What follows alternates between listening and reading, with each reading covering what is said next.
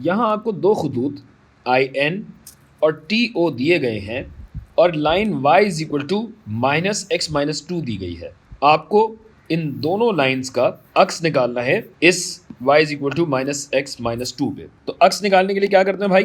दुआ करते हैं कि या अल्लाह हमारी मदद फरमा। नहीं भाई, सिर्फ दुआ से काम नहीं होगा। देखिए y is equal to -x-2 अगर ये है तो इसकी ढलान क्या है? इसकी ढलान या इसकी स्लोप है -1। तो अब पॉइंट बाय पॉइंट चलते हैं। अगर पॉइंट I का अक्स मैं निकालना चाहता हूं तो इसके लिए मुझे एक उमूदी खत खींचना होगा जो इस पर्पल लाइन से पॉइंट I तक जा रहा हो, यानी परपेंडिकुलर लाइन। और बात यह है कि अगर ये लाइन परपेंडिकुलर है तो अगर इस खत की ढलान -1 है तो इस परपेंडिकुलर की ढलान क्या होनी चाहिए? इसकी ढलान इसका नेगेटिव इन्वर्स होना चाहिए, मनफी इन्वर्स होना चाहिए, जो कि आएगा 1। यानी इस खत की ढलान होनी चाहिए मुस्बत 1।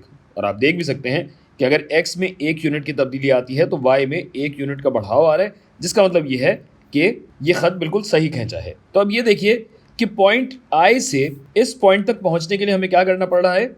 हमें y की समत में 1 2 3 4 यूनिट नीचे आना है। बना के ही दिखा देता हूँ कि 4 यूनिट यहाँ नीचे आना है और 1 2 3 और 4 यूनिट बाईं जानिब x की समत में जाना है। तो चलिए करते हैं। 4 यूनिट नीचे मतलब 1 2 3 और 4 यूनिट ये नीचे आ गए और 1 2 3 और 4 यूनिट हम x की समत में गए। तो हमारा पॉइंट I बनेगा यहाँ -6, -4 पे। इसी तरह पॉइंट N के लिए क्या करेंगे? पॉइंट N के लिए भी यही उमूदी खत खींचा जाएगा, परपेंडिकुलर लाइन बनाई जाएगी जो कि यहीं से गुजरेगी। अच्छा, तो अब पॉइंट N से यहाँ तक पहुँचने के लिए हमें क्या करना पड़ रहा है? 1 और आधा यूनिट y में नीचे आना पड़ रहा है और 1 और आधा यूनिट x में बाईं जानिब जाना पड़ रहा है। तो चलिए यहाँ से चलते हैं। आधा यूनिट ये और 1 यूनिट यूं नीचे आ गए और आधा यूनिट और 1 यूनिट बाईं जानिब, 1.5 यूनिट ये हो गया।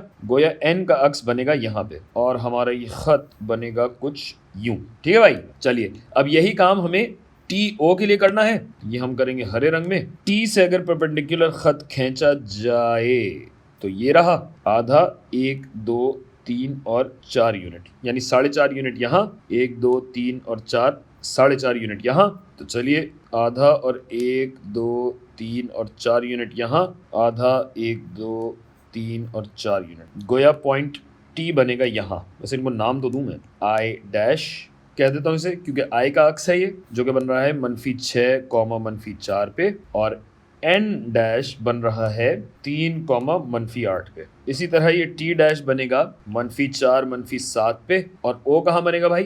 O के लिए भी आप ये खत खींचेंगे। जबरदस्त खूबसूरत खत खींचा गया है। और इसके लिए हमें क्या करना पड़ रहा है? आधा, 1 2 3 4 और 5 यूनिट ये, 4 5 5.5 यूनिट, हाँ ठीक है, 5.5 यूनिट ये और 1 2 3 4 5 और तकरीबन 5.5 यूनिट ये। ठीक है, तो यहाँ से 5.5 यूनिट नीचे आते हैं हम। आधा, 1 2 3 4 और 5 यूनिट ये, आधा, 1 2 3 4 और 5 यूनिट ये। बिल्कुल ही किनारे पे ये बन रहा है। ये बना हमारा खत और हमारा O डैश बनेगा -4, -9। और आपकी आसानी के लिए अब ये मैं बाकी खतूत अगर मिटा दूं तो ये आपको सिर्फ इनका अक्स ही नज़र आएगा। और यूँ हमारा सवाल मुकम्मल।